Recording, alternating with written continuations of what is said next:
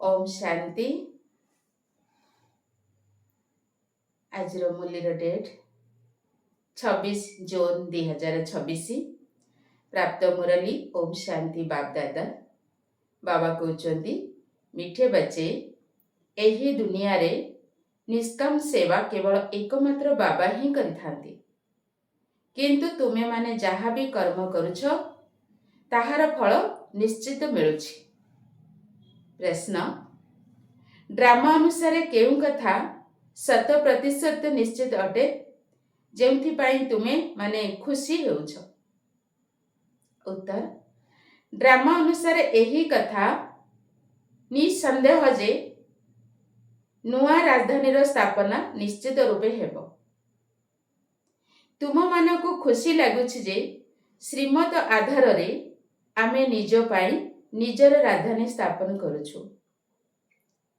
एही पुराना दुनियार विनाश तो निश्चित हेबो। तेणु तुमे माने जेते पुरुषार्थ करिबो सही अनुसार उच्च पद प्राप्त हेबो। गीत, तुम्हें पाके हमने जहान पा लिया। ओम शांति। पिला माने जहा कहउछंती बाबा मध्य सही कथा कहउछंती। पिला माने कहउछंती बाबा तुमको पाई आमे स्वर्गर मालिक हेउछु। बाबा मध्य कहउछंती पिला माने मनमना भव।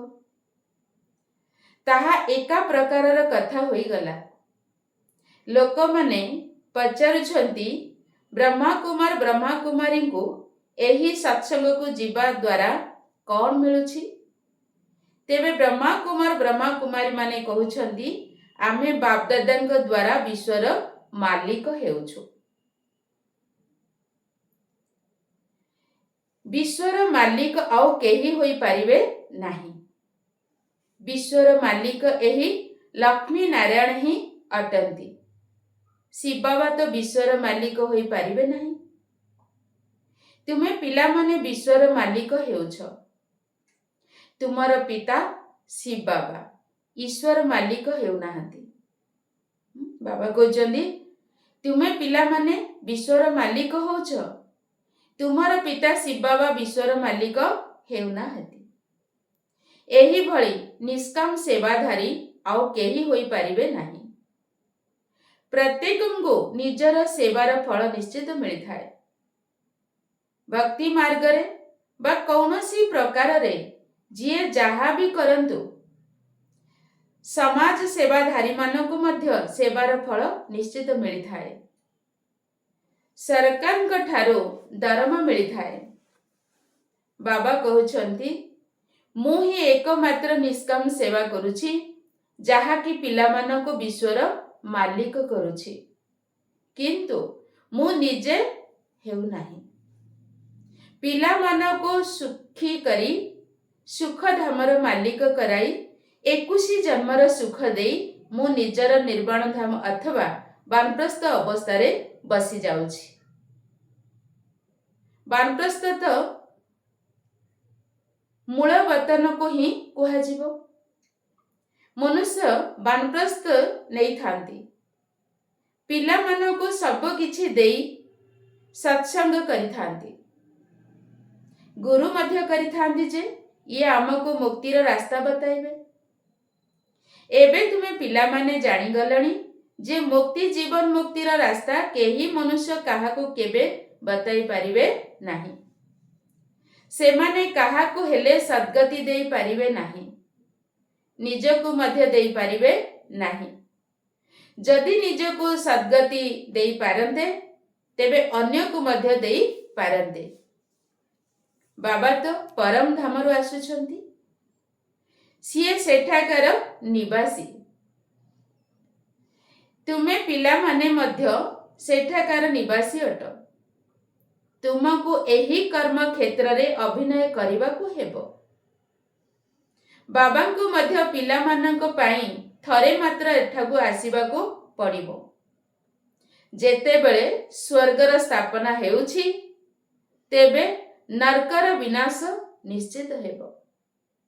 एबे तुमे जानि गलणी ଶିବ ବା ବ୍ରହ୍ମାଙ୍କ ଦ୍ୱାରା ଆଦି ସନାତନ ଦେବୀ ଦେବତା ଧର୍ମର ସ୍ଥାପନା କରୁଛନ୍ତି। ତୁମେ ଜାଣିଛ ଆମେ ପୂର୍ଣ୍ଣବାର ମନୁଷ୍ୟରୁ ଦେବତା ହେଉଛୁ। ପିଲାମାନଙ୍କର ବୁଦ୍ଧିରେ ଅଛି ଯେ ପ୍ରତି 5000 ବର୍ଷ ପରେ ଆମେ ପୂର୍ଣ୍ଣବାର ସମ୍ପତ୍ତି ପାଇବା ପାଇଁ ବ୍ରହ୍ମାଙ୍କ ଦ୍ୱାରା ଶିବ ବାବାଙ୍କର ସନ୍ତାନ ହେଉଛୁ। ତାଙ୍କୁ ପତିତ ପାବନ କୁହାଯାଉଛି। ସିଏ ନଲେଜଫୁଲ ଜ୍ଞାନର ସାଗର ମଧ୍ୟ ଅଟନ୍ତି। ଯୋଗ ଅର୍ଥାତ୍ ୟାଦ ଶିଖାଇଥାନ୍ତି, କିନ୍ତୁ ନିରାକାର କିପରି ଜ୍ଞାନ ବୁଝାଇବେ? ସେଥିପାଇଁ କହୁଛନ୍ତି ବ୍ରହ୍ମାଙ୍କ ଦ୍ୱାରା ମନୁଷ୍ୟରୁ ଦେବତା କରୁଛି, ଅର୍ଥାତ୍ ଦେବୀ ଦେବତା ଧର୍ମର ସ୍ଥାପନା କରୁଛି। ଏବେ ସେହି ଧର୍ମ ନାହିଁ, ତେଣୁ ସ୍ଥାପନା କରିବାକୁ ପଡ଼ିବ। ଏବେ ପୂର୍ଣ୍ଣବାର ଆଦି ସନାତନ ଦେବୀ ଦେବତା ଧର୍ମର ସ୍ଥାପନା କରି ବାକି ସମସ୍ତଙ୍କୁ ମୁକ୍ତି ଧାମକୁ ନେଇ ଯାଉଛନ୍ତି। ଭାରତ ପ୍ରାଚୀନ ଖଣ୍ଡ ଅଟେ। ସେଥିପାଇଁ ଭାରତର ଜନସଂଖ୍ୟା ବାସ୍ତବରେ ସବୁଠାରୁ ଅଧିକ। ବାବା କହୁଛନ୍ତି ଭାରତର ଜନସଂଖ୍ୟା ବାସ୍ତବରେ ସବୁଠାରୁ ଅଧିକ ହେବା ଉଚିତ। ଏହିଭଳି କଥା ଆଉ କାହାର ବୁଦ୍ଧିରେ ଆସୁନାହିଁ। ଆଦି ସନାତନ ଦେବୀ ଦେବତା ଧର୍ମ ସବୁଠାରୁ ବଡ଼ ହେବା ଉଚିତ। 5000 ବର୍ଷ ହେଲାଣି ସେମାନଙ୍କର ବୃଦ୍ଧି ହୋଇ ଚାଲିଛି। ବାକି ଅନ୍ୟମାନେ ତ 2500 ବର୍ଷ ପରେ ଆସୁଛନ୍ତି। ଇସଲାମୀ ମାନଙ୍କର ଜନସଂଖ୍ୟା କମ୍ ହେବା ଉଚିତ। ପୁଣି ଆଉ କିଛି ବର୍ଷ ପରେ ବୌଦ୍ଧ ଧର୍ମାବଲମ୍ବୀ ଆସୁଛନ୍ତି। ତେଣୁ ସେମାନଙ୍କ ଭିତରେ ଜନସଂଖ୍ୟାର କିଛି ପାର୍ଥକ୍ୟ ରହିବା ଉଚିତ। ଇସଲାମୀ ବୌଦ୍ଧ ଆଦି ପ୍ରଥମେ ଶତପ୍ରଧାନ ଥାନ୍ତି, ପୁଣି ଧୀରେ ଧୀରେ ତମ ପ୍ରଧାନ ହୋଇଥାନ୍ତି। ଏହାର ମଧ୍ୟ ହିସାବ ରହିଛି। ଯେଉଁମାନେ ଅନ୍ୟାନ୍ୟ ବୁଦ୍ଧିମାନ ସନ୍ତାନ ସେମାନଙ୍କୁ ବିଚାର କରିବା ଆବଶ୍ୟକ। ଆଜିକାଲି ଖବର କାଗଜରେ ଲେଖୁଛନ୍ତି ଚୀନ ଦେଶର ଜନସଂଖ୍ୟା ସବୁଠାରୁ ଅଧିକ, କିନ୍ତୁ ସେମାନଙ୍କୁ ସୃଷ୍ଟିଚକ୍ରର ଜ୍ଞାନ ଜଣା ନାହିଁ। ଏହି ସବୁ ରହସ୍ୟ ପିଲାମାନଙ୍କର ବୁଦ୍ଧିରେ ରହିଛି। ଯେଉଁମାନେ ପାଠ ଶାଠ ପଢ଼ିଛନ୍ତି ସେମାନଙ୍କୁ ଭଲ ଭାବରେ ବୁଝାଇବାକୁ ହେବ। ଦେବୀ ଦେବତା ଧର୍ମବାଲାଙ୍କୁ 5000 ବର୍ଷ ହେଲା, ତେଣୁ ବର୍ତ୍ତମାନ ସେମାନଙ୍କର ସଂଖ୍ୟା ବହୁତ ହେବା ଉଚିତ। କିନ୍ତୁ ଦେବୀ ଦେବତା ଧର୍ମବାଲା ଅନ୍ୟ ଧର୍ମରେ ଧର୍ମାନ୍ତିତ ହୋଇ ଯାଇଛନ୍ତି। ପ୍ରଥମେ ବହୁତ ମୁସଲମାନ ହୋଇଗଲେ, ପୁଣି ବୌଦ୍ଧ ଧର୍ମକୁ ମଧ୍ୟ ଅନେକ ଚାଲିଗଲେ। ଏଠାରେ ମଧ୍ୟ ବୌଦ୍ଧୀ ବହୁତ ଅଛନ୍ତି, ଖ୍ରୀଷ୍ଟିଆନ ତ ଅନେକ ଅଛନ୍ତି। ଦେବତା ଧର୍ମର ତ ଚିହ୍ନ ବର୍ଣ୍ଣ ମଧ୍ୟ ନାହିଁ। ଆମେ ଯଦି ବା ବ୍ରାହ୍ମଣ ଧର୍ମ କହିବା, ତେବେ ବି ହିନ୍ଦୁମାନଙ୍କର ଧାଡ଼ିରେ ଲେଖିଦେବେ। ଏବେ ତୁମେ ଜାଣିଛ ଆଦି ସନାତନ ଦେବୀ ଦେବତା ଧର୍ମ ଆମ ବ୍ରାହ୍ମଣମାନଙ୍କ ଦ୍ୱାରା ଶ୍ରୀମତ ଆଧାରରେ ସ୍ଥାପନା ହେଉଛି। ଏହାର ମଧ୍ୟ ଜ୍ଞାନ ରହିବା ଆବଶ୍ୟକ। ଧର୍ମର ଗାୟନ ତ ଅଛି ନା। ଏଠିକାର ମନୁଷ୍ୟ ନିଜକୁ ହିନ୍ଦୁ ବୋଲି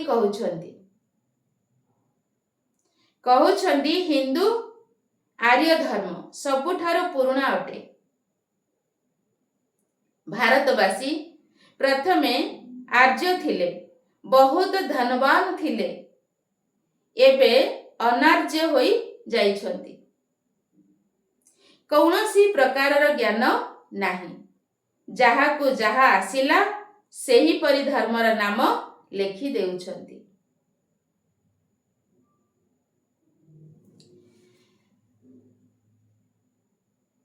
କଳ୍ପବୃକ୍ଷର ଶେଷ ସମୟରେ ଛୋଟ ଛୋଟ ସଂଖ୍ୟା ଶାଖା ପ୍ରଶାଖା ମାନ ବାହାରି ଥାଏ। ନୂଆ ଆତ୍ମା ମାନଙ୍କର ଅଳ୍ପ ସମ୍ମାନ ରହିଥାଏ।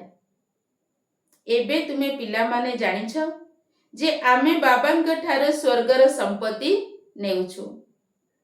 ତେବେ ଏହିଭଳି ସମ୍ପତ୍ତି ଦେଉଥିବା ବାବାଙ୍କୁ କେତେ ମନେ ପକାଇବା ଉଚିତ? ତୁମେ ଯେତେ ଅଧିକ ୟାଦ କରିବ, ପ୍ରଥମେ ତ ସମ୍ପତ୍ତି ମିଳିବ ଏବଂ ଦ୍ୱିତୀୟରେ ପବିତ୍ର ହେବ। ଲୌକିକ ପିତାଙ୍କ ଠାରୁ ତ ସମ୍ପତ୍ତି ଧନ ରୂପରେ ମିଳିଥାଏ, ତା ସହିତ ପୁଣି ପତିତ ହେବାର ମଧ୍ୟ ସମ୍ପତ୍ତି ମିଳିଥାଏ। ସିଏ ହେଲେ ଲୌକିକ ପିତା, ଶିବ ବାବା ହେଲେ ପାରଲୌକିକ ପିତା ଏବଂ ଇଏ ବ୍ରହ୍ମା ମଝିରେ ହେଲେ ଅଲୌକିକ ପିତା। ଏହାକୁ ମଝିରେ ଉଭୟ ପକ୍ଷରୁ ଯୋଡ଼ି ଦିଆଯାଉଛି। ଶିବ ବାବାଙ୍କୁ ତ କୌଣସି କଷ୍ଟ ହୋଇନଥାଏ। ଏହାକୁ କେତେ ଗାଳି ଖାଇବାକୁ ପଡୁଛି। କାହାକୁ? ବ୍ରହ୍ମ ବାବାଙ୍କୁ। ବାସ୍ତବରେ ଶ୍ରୀକୃଷ୍ଣଙ୍କୁ ଗାଳି ମିଳିନଥାଏ। ଇଏ ବ୍ରହ୍ମା ହିଁ ମଝିରେ ଛନ୍ଦି ହୋଇ ଯାଉଛନ୍ତି। କୁହାଯାଏ ରାସ୍ତାରେ ଚାଲୁ ଚାଲୁ ବ୍ରାହ୍ମଣ ଫସିଗଲା। କିଏ କହୁଛନ୍ତି ଏ କଥାଟି? ବ୍ରହ୍ମା ବାବା କହୁଛନ୍ତି। ଗାଳି ଖାଇବା ପାଇଁ ଇଏ ବ୍ରହ୍ମା ବନ୍ଧା ହୋଇଛନ୍ତି। ଅଲୌକିକ ପିତାଙ୍କୁ ହିଁ ସହନ କରିବାକୁ ପଡୁଛି। ଏହି କଥା କାହାକୁ ଜଣା ନାହିଁ ଯେ ଶିବ ବାବା ଏହାଙ୍କ ଭିତରେ ପ୍ରବେଶ କରି ପତିତ ମାନଙ୍କୁ ପବିତ୍ର କରୁଛନ୍ତି। ପବିତ୍ର ହେବା ପାଇଁ ହିଁ ମାଡ଼ ଖାଉଛନ୍ତି।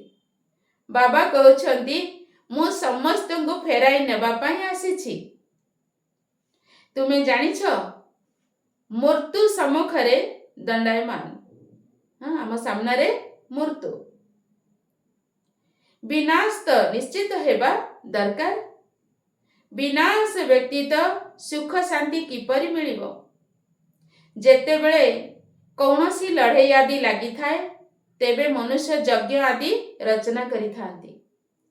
ଲଢ଼େଇ ବନ୍ଦ ହୋଇଯାଉ।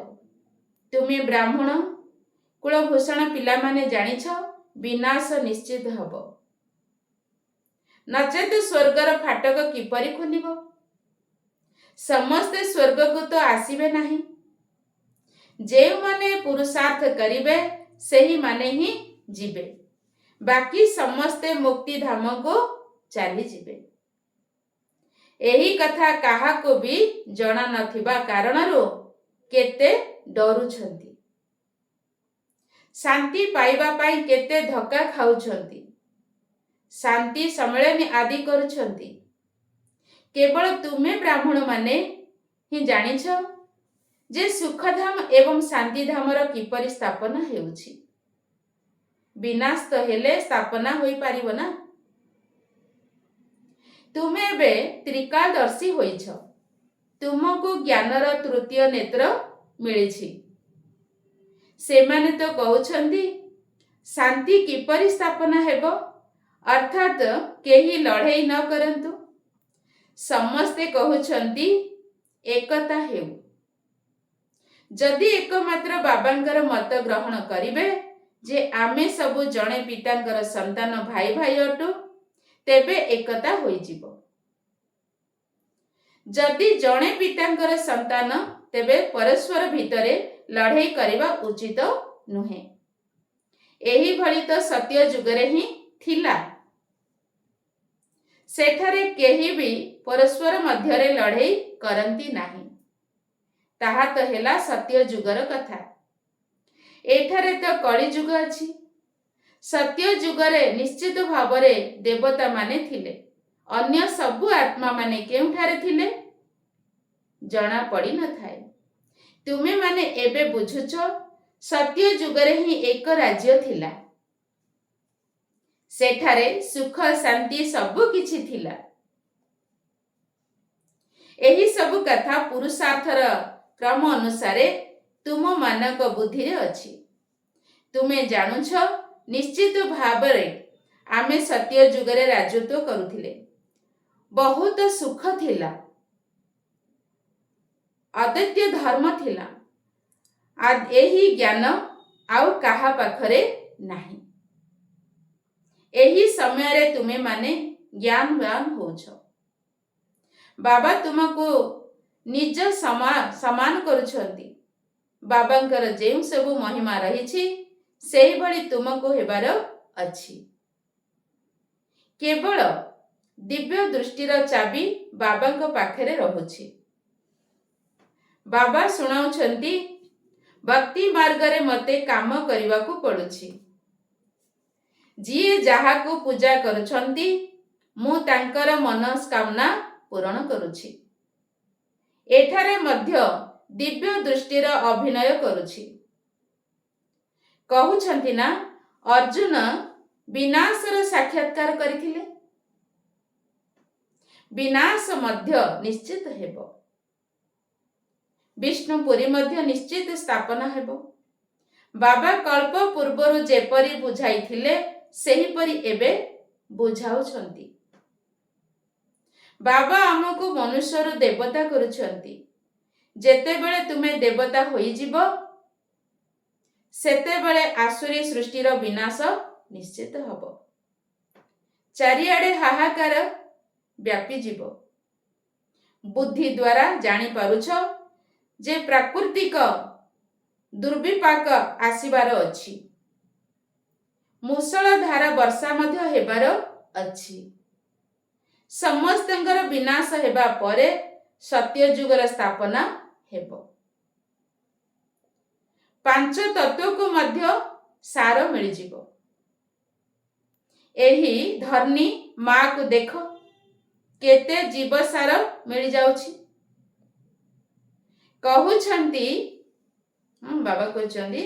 ବାବା କହୁଛନ୍ତି ଏହି ରୁଦ୍ର ଜ୍ଞାନ ଯଜ୍ଞରେ ଏସବୁ ସ୍ୱାହା ହୋଇଯିବ। ଭକ୍ତି ମାର୍ଗରେ ଦେଖ ରୁଦ୍ର ଯଜ୍ଞ କିପରି ରଚନା କରୁଛନ୍ତି। ଶିବ ବାବାଙ୍କର ଲିଙ୍ଗ ଏବଂ ଛୋଟ ଛୋଟ ଶାଲିଗ୍ରାମ ବହୁତ ତିଆରି କରି ପୂଜା କରି ପୁଣି ଭାଙ୍ଗି ଦିଅନ୍ତି। ପୁଣି ପ୍ରତିଦିନ ତିଆରି କରିଥାନ୍ତି। ପୂଜା କରି ପୁଣି ଭାଙ୍ଗି ଦିଅନ୍ତି। ଶିବ ବାବାଙ୍କ ସାଥିରେ ଯେଉଁମାନେ ମଧ୍ୟ ସେବା କରୁଛନ୍ତି ସେମାନଙ୍କର ଏହି ବାବା କହିଛନ୍ତି ଶିବ ବାବାଙ୍କ ସାଥିରେ ଯେଉଁମାନେ ସେବା କରୁଛନ୍ତି ସେମାନଙ୍କର ଏହି ପ୍ରତିବର୍ଷ ଦେଖ ରାବଣର ପିତୁଳା ତିଆରି କରି ଜଳାଇ ଦେଉଛନ୍ତି। ଶତ୍ରୁର ପିତୁଳା ତିଆରି କରି ଥରେ ଦୁଇଥର ହିଁ ଜଳାଇଥାନ୍ତି। ଏମିତି ନୁହେଁ ଯେ ବର୍ଷ ବର୍ଷ ଧରି ଜଳାଇବାର ନିୟମ କରିଥାନ୍ତି। ଏକାଥରକେ ରାଗ ସୁଜେଇ ଦେଇଥାନ୍ତି। କିନ୍ତୁ ରାବଣକୁ ତ ପ୍ରତିବର୍ଷ ପୋଡୁଛନ୍ତି। ଏହାର ଅର୍ଥ କ'ଣ କେହି ଜାଣିଛନ୍ତି? ପୁଣି କହୁଛନ୍ତି ରାବଣ ହିଁ ସୀତାଙ୍କୁ ଚୋରି କରିଥିଲେ। ତାର ଅର୍ଥ କିଛି ଜାଣିନାହାନ୍ତି। ଏଥିରୁ ବିଦେଶୀମାନେ କ'ଣ ବା ବୁଝିବେ? କିଛି ବି ନୁହେଁ। ଦିନକୁ ଦିନ ରାବଣକୁ ବଡ଼ କରି ତିଆରି କରୁଛନ୍ତି। ରାବଣ ବହୁତ ଦୁଃଖ ଦେଇଥାଏ। ଏବେ ତୁମେ ତା ଉପରେ ବିଜୟ ପ୍ରାପ୍ତ କରୁଛ। ରାବଣ ସତ୍ୟ ଯୁଗରେ ରହିବ ନାହିଁ। ଏହି ସବୁ ଯେଉଁ କର୍ମର ଭୋଗ ରୋଗ ବେମାରୀ ଆଦି ହେଉଛି ଏହା ରାବଣ କାରଣରୁ ହିଁ ହେଉଛି। ରାବଣର ପ୍ରବେଶତା ହେବା କାରଣରୁ ମନୁଷ୍ୟ ଯାହା ବି କର୍ମ କରୁଛି ତାହା ବିକର୍ମ ହୋଇଯାଉଛି। ସୁଖ ଏବଂ ଦୁଃଖର ଖେଳ ତିଆରି ହୋଇଛି। ଏହି ଇତିହାସ ଭୂଗୋଳର ଜ୍ଞାନ କାହାକୁ ବି ଜଣା ନାହିଁ। ଲକ୍ଷ୍ମୀ ନାରାୟଣଙ୍କୁ ଏହି ରାଜ୍ୟ କିପରି ମିଳିଲା ଏ କଥା କାହାକୁ ହେଲେ ବି ଜଣା ନାହିଁ। ତୁମେ ଛୋଟ ଛୋଟ ପିଲାମାନେ ବୁଝାଉଛ। ଏହି ଲକ୍ଷ୍ମୀ ନାରାୟଣ ସତ୍ୟ ଯୁଗରେ ରାଜତ୍ୱ କରୁଥିଲେ। ସଙ୍ଗମ ଯୁଗରେ ଏମାନେ ରାଜଯୋଗ ଶିକ୍ଷା କରି ଏହି ପଦ ପାଇଛନ୍ତି। ବିରଳା ମନ୍ଦିରର ମାଲିକକୁ ମଧ୍ୟ ଛୋଟ ଛୋଟ କନ୍ୟାମାନେ ଯାଇ ବୁଝାଇବା ଦରକାର। ଯେ ଲକ୍ଷ୍ମୀ ନାରାୟଣ ଏହି ରାଜ୍ୟ କିପରି ପାଇଲେ। ଏବେ ତ କଳିଯୁଗ ଅଛି, ଏହାକୁ ସତ୍ୟଯୁଗ କୁହାଯିବ ନାହିଁ। ରାଜତ୍ୱ ତ ଏବେ କାହାର ନାହିଁ।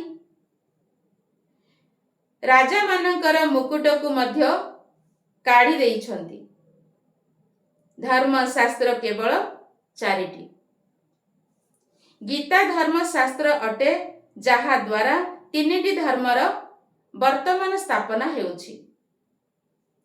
ସତ୍ୟ ଯୁଗରେ ନୁହେଁ। ଏମିତି ବି ନୁହେଁ ଯେ ଲକ୍ଷ୍ମୀ ନାରାୟଣ ବା ରାମ ସୀତା କୌଣସି ଧର୍ମ ସ୍ଥାପନ କରିଥିଲେ। ସେହି ଧର୍ମର ସ୍ଥାପନା ଏବେ ହେଉଛି। ପୁଣି ଇସଲାମୀ, ବୌଦ୍ଧ ଏବଂ ଖ୍ରୀଷ୍ଟିଆନ ଧର୍ମ ଆସିବେ। ଖ୍ରୀଷ୍ଟିଆନ ମାନଙ୍କର ଗୋଟିଏ ମାତ୍ର ଧର୍ମଶାସ୍ତ୍ର ହେଲା ବାଇବେଲ, ବସ୍। ପରେ ପୁଣି ତାଙ୍କର ବୃଦ୍ଧି ହୋଇ ଚାଲିଥାଏ। ଆଦି ସନାତନ ହିଁ ଦେବୀ ଦେବତା ଧର୍ମ ଅଟେ। ଏବେ ପୂର୍ଣ୍ଣବାର ଦେବୀ ଦେବତା ଧର୍ମ ସ୍ଥାପନା ବାବା କରୁଛନ୍ତି। ତୁମେମାନେ ଡ୍ରାମାର ରହସ୍ୟକୁ ଭଲ ଭାବରେ ବୁଝି ଯାଉଛ। ତୁମକୁ ଖୁସି ମଧ୍ୟ ଲାଗୁଛି। ଯେବେ କି ତୁମମାନଙ୍କୁ 100% ନିଶ୍ଚୟ ଅଛି ଯେ ଆମେ ପୂର୍ଣ୍ଣବାର ନିଜର ରାଜ୍ୟ ଭାଗ୍ୟ ସ୍ଥାପନ କରୁଛୁ। ଏଥିରେ ଲଢ଼େଇ ଆଦିର କୌଣସି କଥା ନାହିଁ। ତୁମର ରାଜଧାନୀ ସ୍ଥାପନ ହେଉଛି, ଏହା ମଧ୍ୟ ନିଃସନ୍ଦେହ। ମନୁଷ୍ୟମାନଙ୍କର ମୃତ୍ୟୁ ଯେପରି ସୁନିଶ୍ଚିତ, ସେହିପରି ଏହା ମଧ୍ୟ ସୁନିଶ୍ଚିତ। ତୁମେ ଜାଣିଛ, ଆମେ ପୂର୍ଣ୍ଣବାର ରାଜ୍ୟ ଭାଗ୍ୟ ନେଉଛୁ। କଳ୍ପ କଳ୍ପ ବାବାଙ୍କ ଠାରୁ ସମ୍ପତ୍ତି ନେଉଛୁ। ତେଣୁ ଯେତେ ପୁରୁଷାର୍ଥ କରିବ, ସେତେ ଉଚ୍ଚ ପଦ ପାଇବ। ଆଚ୍ଛା, ମିଠା ମିଠା ଶିଖିଲାଧେ ସନ୍ତାନ ମାନଙ୍କ ପ୍ରତି ମାତା ପିତା ବାପଦାଦାଙ୍କର ମଧୁର ସ୍ନେହ ସମ୍ପୂର୍ଣ୍ଣ ଶୁଭେଚ୍ଛା ଏବଂ ସୁପ୍ରଭାତ। ଆତ୍ମିକ ପିତାଙ୍କର ଆତ୍ମିକ ସନ୍ତାନ ମାନଙ୍କୁ ନମସ୍ତେ, ନମସ୍ତେ, ନମସ୍ତେ ବାବା, ନମସ୍ତେ। ଧାରଣା ପାଇଁ ମୁଖ୍ୟ ସାର। ପ୍ରଥମ ପଏଣ୍ଟ, ବାବାଙ୍କର ଯେଉଁ ସବୁ ମହିମା ରହିଛି ସେଗୁଡ଼ିକକୁ ନିଜ ମଧ୍ୟରେ ଧାରଣ କରିବାକୁ ହେବ। ବାବାଙ୍କ ସମାନ ମହିମା ଯୋଗ୍ୟ ହେବାକୁ ପଡ଼ିବ। ପାରଲୌକିକ ପିତାଙ୍କ ଠାରୁ ପବିତ୍ରତା ରୂପକ ସମ୍ପତ୍ତି ନେବାକୁ ହେବ। ପବିତ୍ର ହେବା ଦ୍ୱାରା ହିଁ ସ୍ୱର୍ଗର ସମ୍ପତ୍ତି ମିଳିପାରିବ। ବିନା ପବିତ୍ରତାରେ ସ୍ୱର୍ଗର ସମ୍ପତ୍ତି ମିଳିବା ଅସମ୍ଭବ। ତେଣୁ ବାବା କ'ଣ କହିଲେ? ବାବାଙ୍କର ଯେଉଁ ସବୁ ମହିମା ରହିଛି ସେଗୁଡ଼ିକକୁ ନିଜ ମଧ୍ୟରେ ଧାରଣ କରିବାକୁ ହେବ। ବାବାଙ୍କ ସମାନ ମହିମା ଯୋଗ୍ୟ ହେବାକୁ ପଡ଼ିବ। ପାରଲୌକିକ ପିତାଙ୍କ ଠାରୁ ପବିତ୍ରତା ରୂପକ ସମ୍ପତ୍ତି ନେବାକୁ ହେବ। ପବିତ୍ର ହେବା ଦ୍ୱାରା ହିଁ ସ୍ୱର୍ଗର ସମ୍ପତ୍ତି ମିଳିପାରିବ। ନମ୍ବର 2, ଶ୍ରୀମତ ଆଧାରରେ ନିଜର ଶରୀର, ମନ, ଧନ ଦ୍ୱାରା ଏକମାତ୍ର ଆଦି ସନାତନ ଦେବୀ ଦେବତା ଧର୍ମର ସ୍ଥାପନା କରିବାକୁ ହେବ। ଶ୍ରୀମତ ଆଧାରରେ ନିଜର ଶରୀର, ମନ, ଧନ ଦ୍ୱାରା ଏକମାତ୍ର ଆଦି ସନାତନ ଦେବୀ ଦେବତା ଧର୍ମର ସ୍ଥାପନା କରିବାକୁ ହେବ। ଆଜିର ବରଦାନ, ପୁରୁଣା ସଂସ୍କାର ରୂପୀ ଅସ୍ଥି ଗୁଡ଼ିକକୁ ସମ୍ପୂର୍ଣ୍ଣ ସ୍ଥିତିର ସାଗରରେ ସମାହିତ କରୁଥିବା ସମାନ ଏବଂ ସମ୍ପୂର୍ଣ୍ଣ ଭବ। ବାବାଙ୍କ ସମାନ ବା ସମ୍ପୂର୍ଣ୍ଣ ହେବା ପାଇଁ ସୃଷ୍ଟିର ମହାବିନାଶ ପୂର୍ବରୁ ନିଜର ଦୁର୍ବଳତା ଏବଂ ଦୋଷ ତ୍ରୁଟି ଗୁଡ଼ିକର ମହାବିନାଶ କର। କୌଣସି ପ୍ରକାରର ମାନସିକ ଦ୍ୱନ୍ଦ୍ୱର ଚିହ୍ନ ବର୍ଣ୍ଣ ମଧ୍ୟ ନ ରହୁ। ଏହିଭଳି ନିଜକୁ ଉଜ୍ଜଳ କରିଦିଅ, ଯେପରି ଜନ୍ମର ପରିବର୍ତ୍ତନ ପରେ ପୂର୍ବ ଜନ୍ମର କଥା ସବୁ ଭୁଲି ହୋଇଯାଇଥାଏ। ସେହିଭଳି ପୁରୁଣା କଥା ଗୁଡ଼ିକକୁ, ପୁରୁଣା ସଂସ୍କାର ଗୁଡ଼ିକକୁ ଭସ୍ମ କର। ତାର ଅସ୍ଥିକୁ ମଧ୍ୟ ସମ୍ପୂର୍ଣ୍ଣ ସ୍ଥିତିର ସାଗରରେ ବୁଡ଼ାଇ ଦିଅ। ତେବେ କୁହାଯିବ ସମାନ ଏବଂ ସମ୍ପୂର୍ଣ୍ଣ। ସ୍ଲୋଗାନ, ଯଦି ବିସ୍ତାରକୁ ସାର ରୂପରେ ସମାହିତ କରିନେବାର ଯାଦୁ ଶିଖିଯିବ, ତେବେ ବାପ ସମାନ ହୋଇଯିବ। ଆଜିର ସ୍ଲୋଗାନ, ଯଦି ବିସ୍ତାରକୁ ସାର ସ୍ୱରୂପରେ ସମାହିତ କରିନେବାର ଯାଦୁ ଶିଖିଯିବ, ତେବେ ବାପ ସମାନ ହୋଇଯିବ। ଓମ୍ ଶାନ୍ତି।